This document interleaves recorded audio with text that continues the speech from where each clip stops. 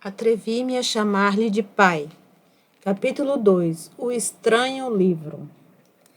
Depois dessas experiências, senti-me atraída ao Alcorão.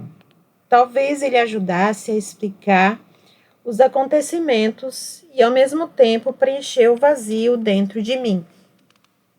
Era certo que esse livro continha respostas que muitas vezes haviam dado ânimo à minha família. Por certo que eu havia lido o Alcorão antes.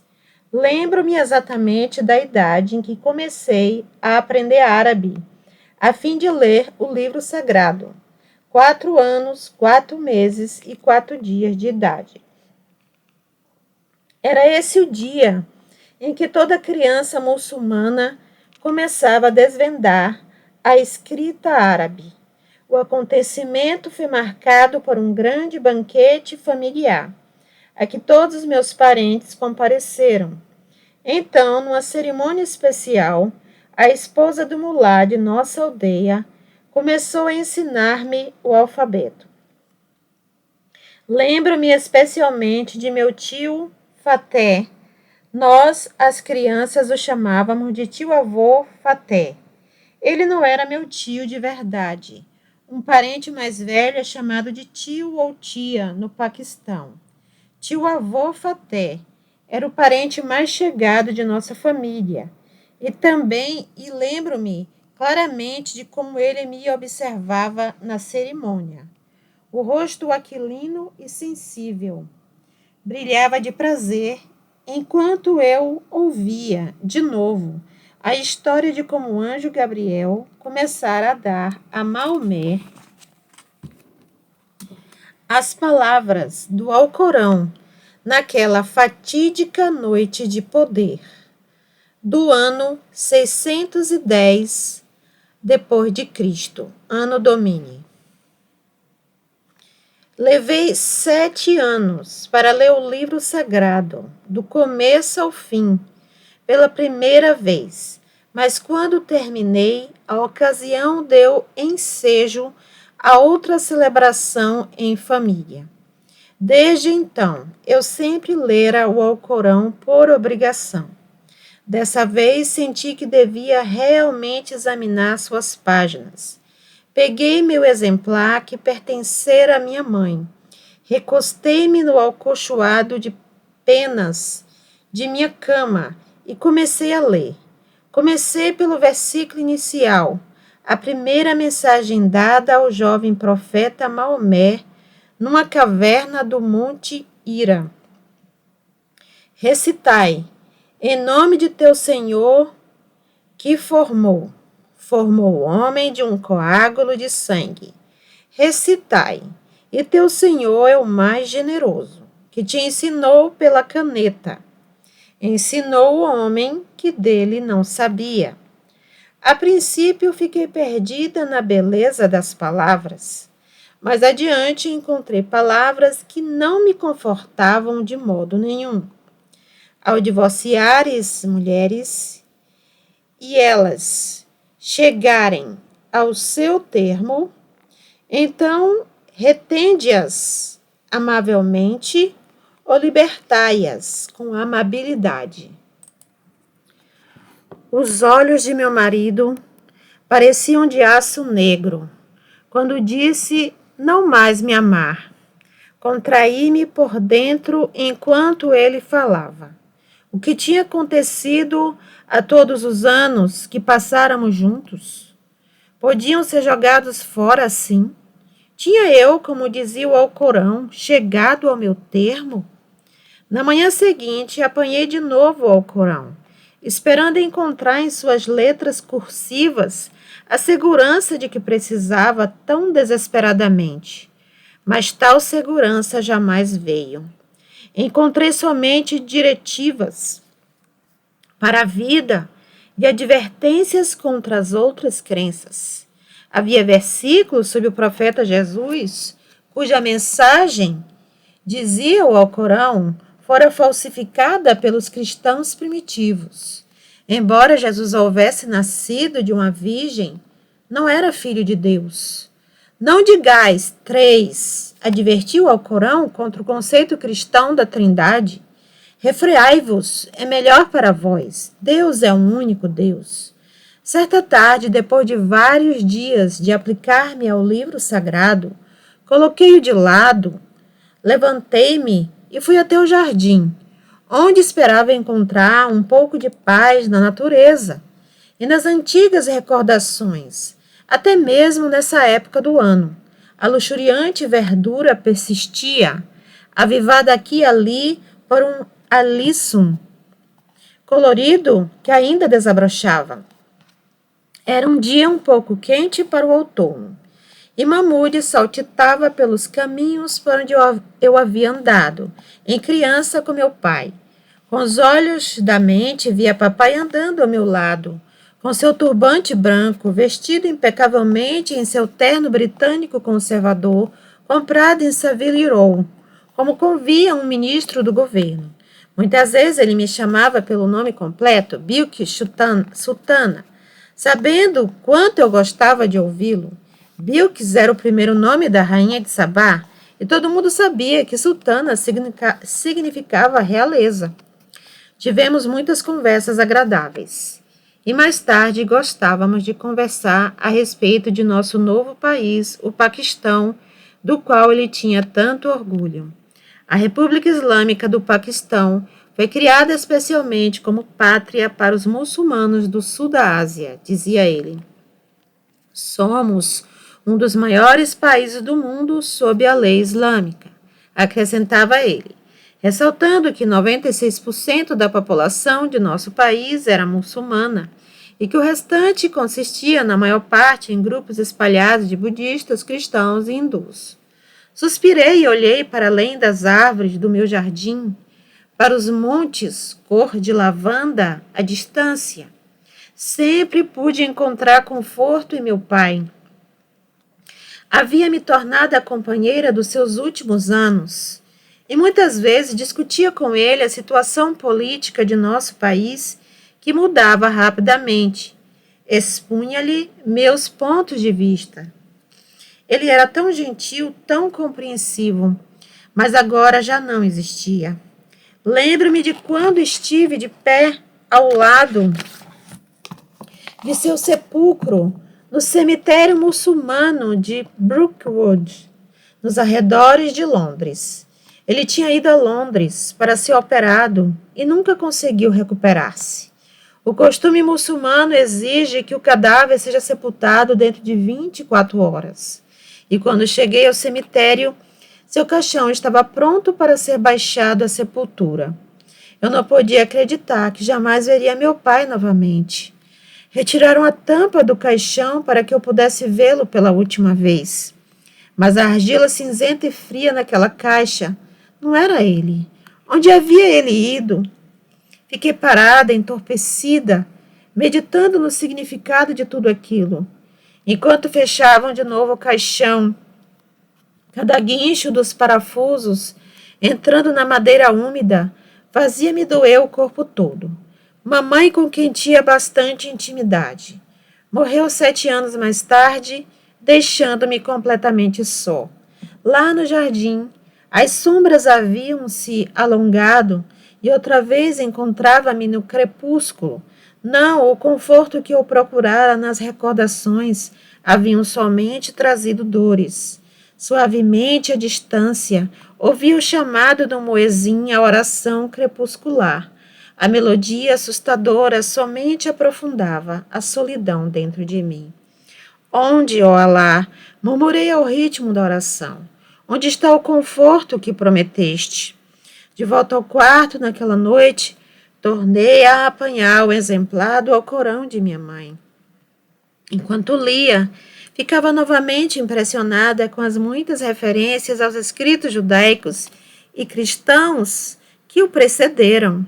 Talvez, meditava, devesse continuar minha busca nesses livros. Isso, porém, significaria ler a Bíblia. E como podia a Bíblia ajudar, uma vez que, como todo mundo sabia, os cristãos primitivos haviam-na falsificado tanto?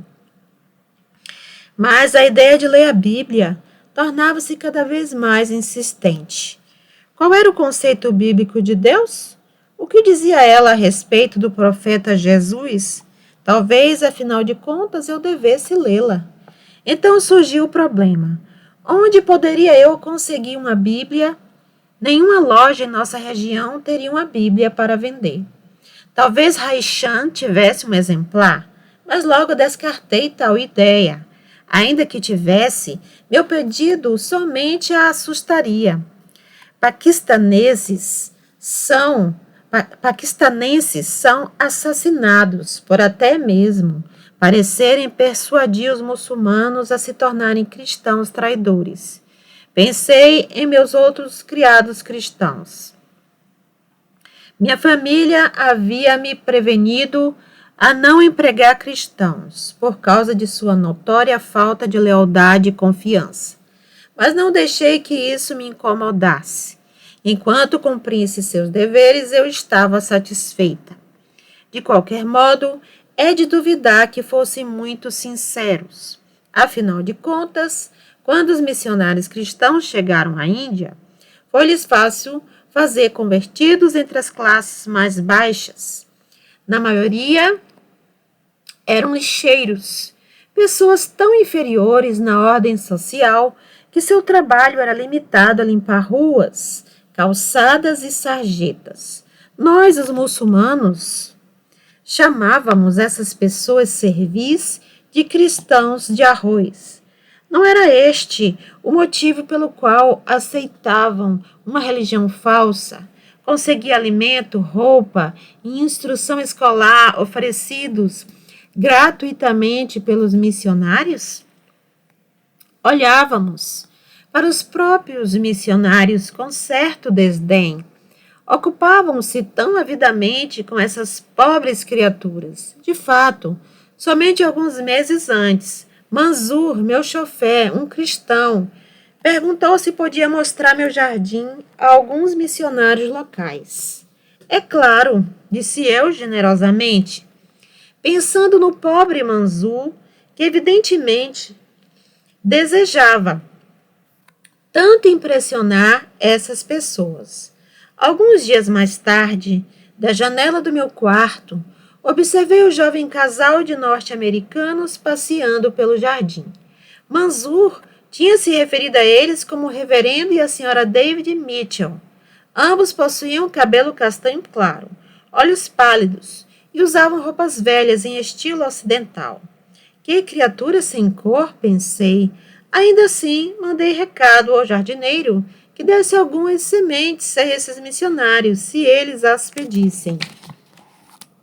Contudo, pensar em Manzur deu-me a resposta. Quanto a conseguir uma Bíblia, ele haveria de conseguir uma para mim. Amanhã eu lhe daria a incumbência. Assim, na manhã seguinte, chamei-o a meus aposentos. Ele permaneceu perante mim, em posição de sentido, em suas pantalonas brancas. O tique nervoso de seu rosto dava-me certo desconforto, como sempre o fizera. Manzur, quero que você consiga uma Bíblia para mim. Uma Bíblia? Seus olhos dilataram. É claro, disse eu, tentando ser paciente. Eu tinha certeza que Manzur não possuía uma Bíblia, pois não sabia ler, mas achava que ele poderia conseguir uma para mim. Ele murmurou alguma coisa ininteligível e eu repeti simples, mas firmemente: Manzur, consiga-me uma Bíblia. Ele assentiu com a cabeça, curvou-se e saiu.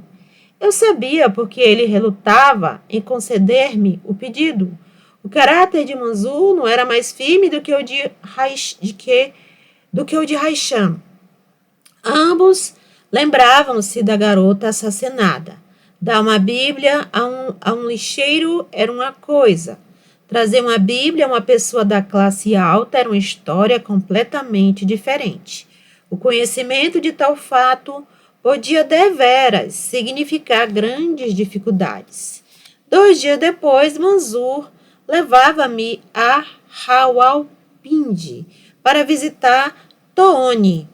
Manzur, eu ainda não tenho a Bíblia. Eu podia ver as juntas dos dedos dele embranquecerem ao apertar com força o volante. Begum, vou conseguir-lhe uma. 3 dias depois, chamei-o à casa. Manzur, pedi-lhe 3 vezes que me trouxesse uma Bíblia, e você não o fez. O tique nervoso do seu rosto tornou-se mais acentuado. Dou-lhe um dia a mais. Se amanhã eu não tiver uma Bíblia, você está despedido. Seu rosto ficou lívido. Ele sabia que eu estava falando sério. Voltou-se e saiu. Suas botas de chofé fazendo barulho no assoalho. No dia seguinte, logo antes da visita de Toone, uma Bíblia pequena apareceu misteriosamente na mesa da sala de estar do andar de baixo. Apanhei-a e a examinei de perto. Encadernação barata, capa cinzenta, impressa em urdu, um dialeto hindu local. Havia sido traduzida por um inglês 180 anos antes. O estilo era antiquado e de difícil compreensão. Manzur, evidentemente, havia obtido essa Bíblia de algum amigo. Era quase nova. Folhei as páginas finas, coloquei-a sobre a mesa e me esqueci dela. Alguns minutos depois, Tony chegou. Mahmud entrou correndo logo atrás dela, gritando, pois sabia que a mãe lhe teria trazido um brinquedo. No instante, Mahmud saiu correndo para o terraço, passando pelas portas francesas com um novo avião de brinquedo. Tony e eu preparamo-nos para o chá.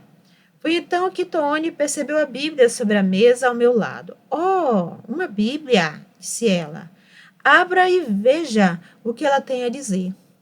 Nossa família dá valor a qualquer livro religioso. Era um passatempo comum deixar que um livro santo caísse, abrindo-se ao acaso. Então a pessoa colocava o dedo, sem olhar, em uma passagem, quase como querendo que ela lhe desse uma profecia. Alegremente abri a Bíblia e relancei os olhos pelas páginas. Então uma coisa misteriosa aconteceu. Era como se minha atenção estivesse sendo atraída a um versículo no canto inferior direito da página aberta. Inclinei-me para lê-lo. Chamarei meu povo aquele que não era meu povo, e amada aquela que não era amada. E sucederá que no lugar em que lhe foi dito, vós não sois meu povo, aí serão chamados filhos do Deus vivo. Romanos 9, versículo 25 e 26. Filhos. Prendi o fôlego e um tremor perpassou-me o corpo. Por que esses versículos tiveram esse efeito sobre mim? Chamarei meu povo aquele que não era meu povo? No lugar em que lhes foi dito, vós não sois meu povo, aí serão chamados filhos do Deus vivo. A sala permanecia em silêncio. Levantei os olhos e vi Toone esperando graciosamente, pronta para ouvir o que eu havia encontrado. Mas eu não podia ler a passagem em voz alta. Havia algo profundo demais nessas palavras para serem lidas como diversão. Bem, o que encontrou, mamãe? Perguntou Tony, seus olhos vivos, questionando-me. Fechei o livro. Murmurei algo acerca disso não ser mais um jogo e dirigi a conversa para outro assunto. Contudo, as palavras bíblicas queimavam-me o coração, como brasas vivas, e vieram a ser a preparação para os sonhos mais incomuns que jamais tive.